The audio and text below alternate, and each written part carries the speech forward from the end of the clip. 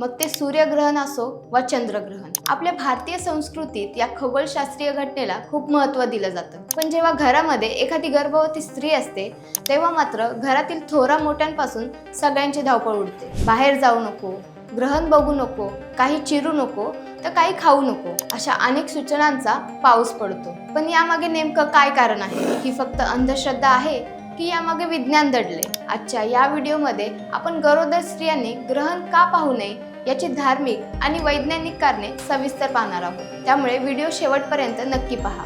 नमस्कार, मी अनुजा आणि तुम्ही पाहत आहात आचार्य मीडिया. ग्रहणाचा थेट परिणाम बाळाच्या आरोग्यावर होतो असं पूर्वजांपासून मानलं जातं.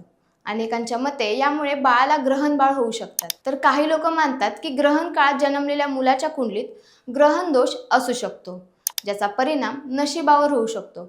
परंतु हे शास्त्रीयदृष्ट्या सिद्ध झालं नाहीये. आधी धार्मिक बाजू समजून घेऊया आणि मग फॅक्ट्सकडे वळूया. धार्मिक शास्त्रानुसार ग्रहणाच्या काळात वातावरणात नकारात्मक ऊर्जेचा जास्त प्रभाव असतो.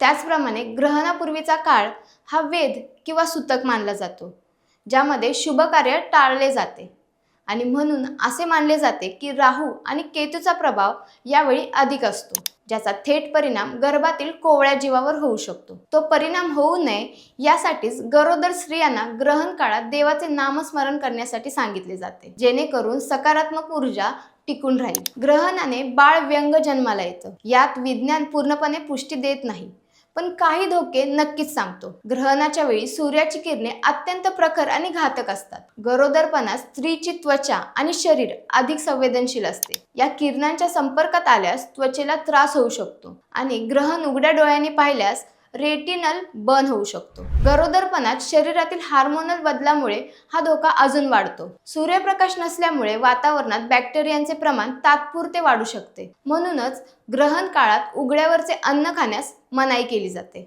गरोदरपणात ग्रहण न पाहणे ही एक केवळ रूढी नसून आपली आणि आपल्या बाळाची काळजी घेण्याचा एक मार्ग आहे. धर्म आणि विज्ञानाच्या पलीकडे जाऊन स्वतःच्या व बाळाच्या आरोग्यासाठी ग्रहण काळात बाहेर जाऊ नये असा सल्ला तज्ज्ञाकडून दिला जातो. तुम्हाला हा व्हिडिओ कसा वाटला? तुमच्या घरात ग्रहणाबद्दल कोणत्या गोष्टी पाळल्या जातात? आम्हाला कमेंट्स करून नक्की सांगा. माहिती आवडली असेल तर आचार्य मीडियाला सबस्क्राईब करायला विसरू नका.